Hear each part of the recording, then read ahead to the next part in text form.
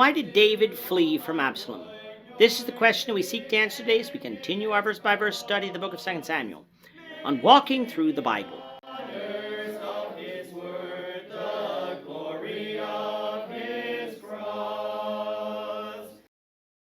Today we're going to be discussing 2 Samuel chapter 15, verses 13 to 29. But before we do that, let's read the passage. If you have a Bible with you, turn to 2 Samuel chapter 15, verse 13. But if you don't have a Bible, don't worry. Just follow along with us on the screen. The version that we'll be reading from is the New King James Version. So 2 Samuel chapter 15, beginning at verse 13.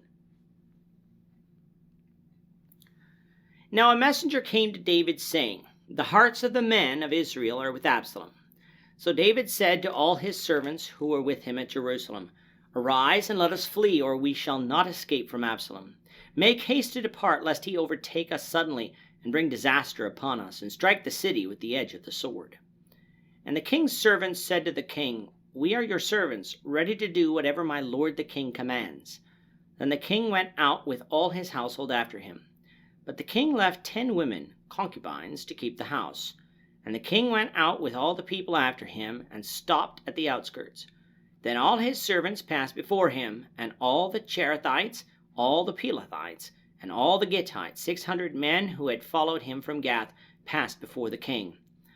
Then the king said to Ittai the Gittite, Why are you also going with us? Return and remain with the king, for you are a foreigner and also an exile from your own place. In fact, you came only yesterday. Should I make you wander up and down with us today, since I go, I know not where? Return and take your brethren back. Mercy and truth be with you.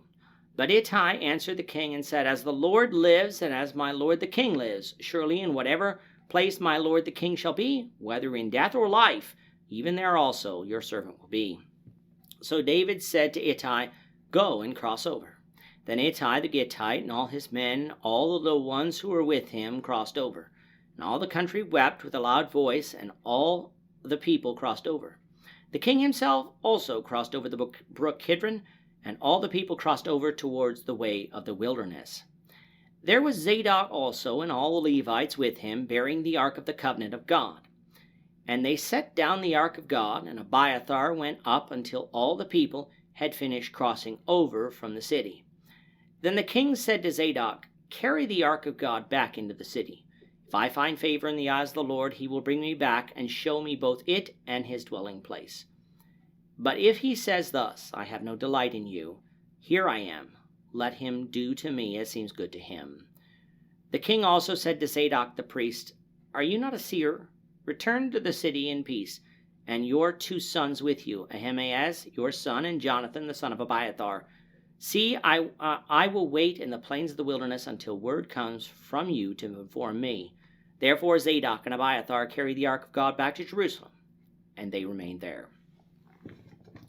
In our last lesson, we had the stage set for Absalom's coup. We didn't get the opportunity as to why Absalom staged this coup, rather than simply wait for his father to die of old age and become king himself.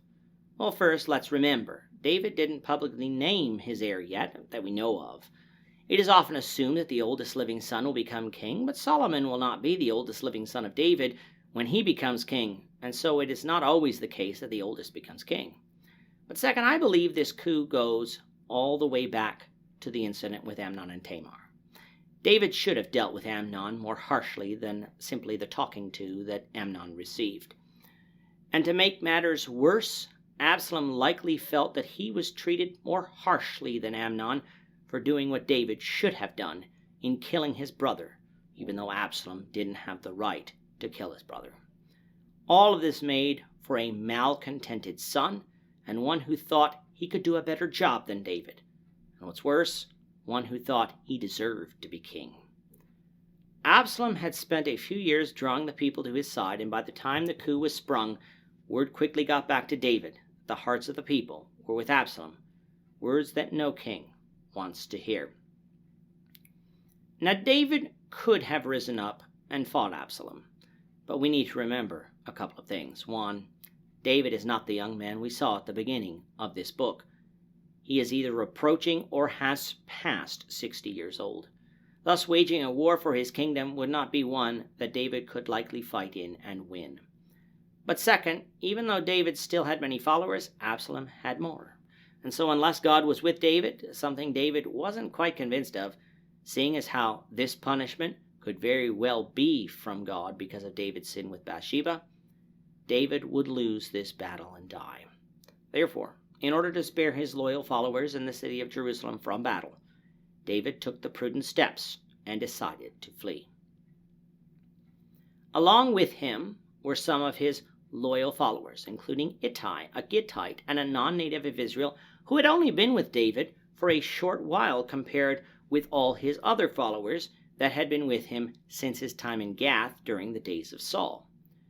Also desiring to come with David were Zadok and Abiathar, the high priests of David's time, along with the Levites present in Jerusalem, with them carrying the Ark of the Covenant. But David didn't want the Ark of God to come with him on the run, but to remain in Jerusalem, where it was supposed to be. David trusted that if the Lord wanted to protect him on this journey, that he would return to Jerusalem someday and see it along with its dwelling place in the tabernacle that David built for it in Jerusalem. But if God didn't want to protect David, David was not going to carry the ark with him into exile, but have it remain in Jerusalem. So David had quite a following leaving Jerusalem, including many of his wives and children. But the high priests, along with their sons, Ahimaaz, the son of Zadok, and Jonathan, the son of Abiathar, remained, as did 10 of David's concubines, who would keep the house of the king in his absence. David would travel into the plains of the wilderness, which likely was near Jericho, until word from Zadok and Abiathar came to him that would inform him more of the situation. As to the route that David took, he descended from Jerusalem and across the Kidron Valley that would have taken him to the Mount of Olives, as seen on our map, a similar route that Jesus took to the Garden of Gethsemane on the night before his crucifixion. From there, he had already said that he would travel to the plains of the wilderness, which would have been taking the ascent of Adumim that goes down towards Jericho, and the wilderness you would find there.